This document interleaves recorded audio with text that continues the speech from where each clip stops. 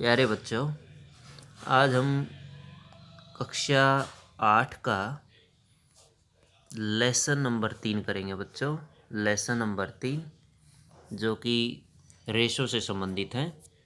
आज हम इसके क्वेश्चन आंसर करने वाले हैं बच्चों।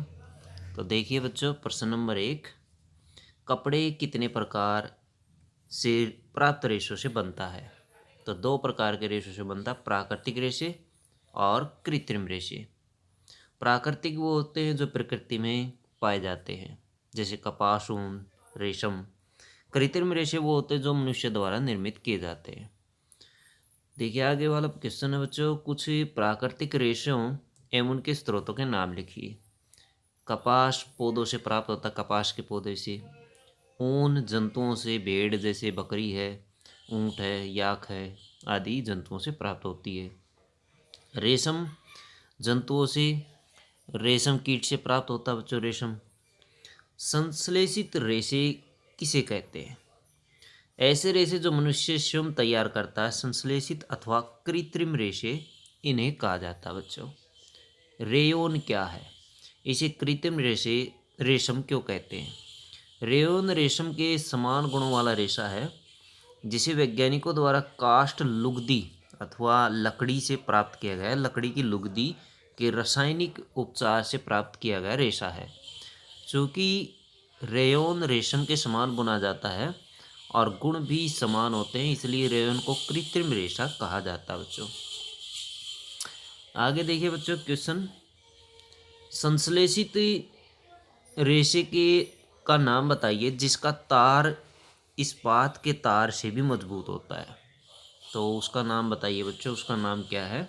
नायलॉन है। आगे देखिए बच्चों क्वेश्चन, पीईटी क्या है? पेट अथवा पीईटी क्या है? यह एक बहुत सुपरिचित प्रकार का पॉलिएस्टर है, जिसका उपयोग बोतलें, बर्तन, फिल्म, तार और अन्य उपयोगी उत्पादों के निर्माण के लिए किया जाता है। तो इससे एक तरह का प्लास्टिक ही होता है बच्चों ये। आगे देखिए बच्चों, प्रश्न देखिए, ये संश्लेषित रेशों के एक हानिकारक गुण लिखिए। संश्लेषित रेशों का एक हानिकारक गुण हम लिखेंगे। संश्लेषित रेशों से बने वस्त्र में यदि आग लग जाए तो कपड़ा और पहनने वाले व्यक्ति के शरीर से चिपक जाता है। कपड़ा जो होता है बच्चों, अगर उसमें आग लग जाए तो वो शरीर से चिपक जाता है। आगे देखिए एक्रिलिक क्या है? ऐसे ऊन जो प्राकृतिक स्रोतों से न प्राप्त कर कृत्रिम अथवा संश्लेषित किए जाते हैं, कृत्रिम रूप से बनाए जाते हैं, उन्हें एक्रिलिक कहते हैं। इनसे ऊनी वस्त्र बनाए जाते हैं। नेक्स्ट क्वेश्चन है बच्चों, संश्लेषित रेशों के गुण लिखिए। संश्लेषित रेशों के गुण निम्नलिखित हैं। ये शीघ्र सूख जाते हैं। संश्लेषित अथवा कृत्रिम रेशे जो होते हैं उनके कुछ गुण होते हैं बच्चों। ये शीघ्र सूखते हैं, ये अधिक चलाऊ होते हैं, अधिक चलते हैं, कम महंगे होते हैं, आसानी से उपलब्ध भी हो जाते हैं और ये रख रखाव में सुविधाजनक होते हैं। प्लास्टिक कितने प्रकार के होते हैं? थर्मोप्लास्टिक और थर्मोसेटिंग प्लास्टिक 2 प्रकार के होते हैं। बैकेलाइट क्या है? इसके 2 उपयोग बताइए। बैकलाइट थर्मोसेटिंग प्लास्टिक है बच्चों, जो ऊष्मा और विद्युत का कुचालक होता है, इसलिए इसका उपयोग बिजली के स्विच और बर्तन के हत्थे बनाने में प्रयोग किया जाता है। जैसे कुकर के हत्थे होते हैं बच्चों, वो इसी प्लास्टिक से बने होते हैं। और जैसे हमारे घरों में बोर्ड होते हैं, बटन होते हैं बोर्डों के अंदर, बिजली के बोर्ड के अंदर, वो इसी बेकेलाइट प्लास्टिक से बनते हैं।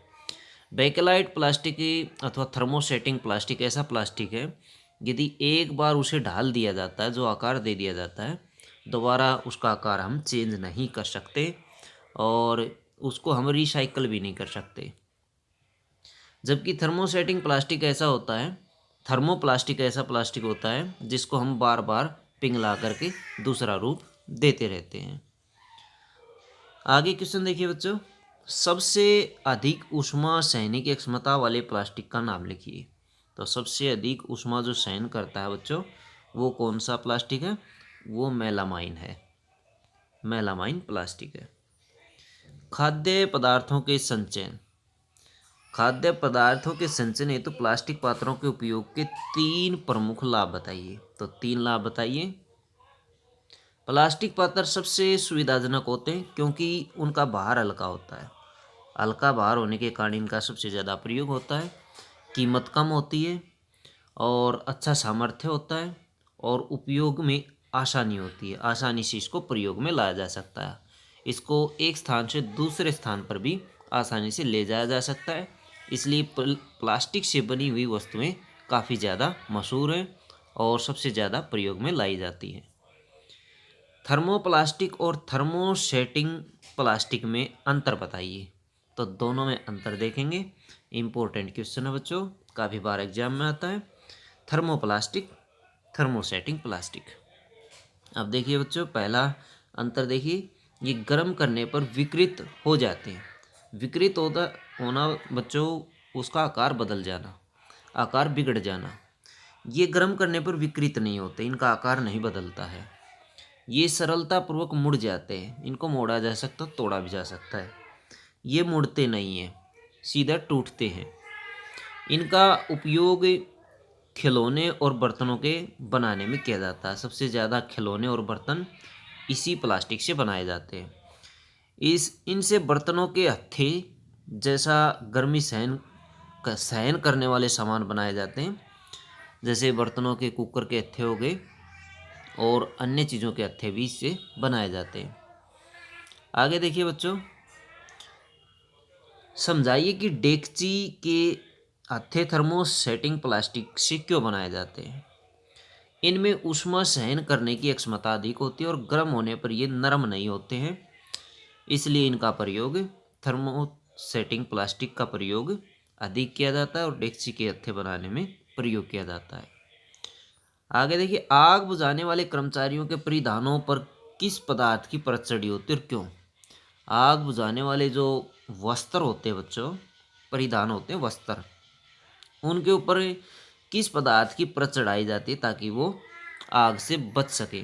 तो मेलामाइन एक प्लास्टिक होता है जिसकी परत चढ़ा दी जाती है, जिससे वो आग से बच जाते हैं, क्योंकि आग का प्रतिरोधक होता है ये।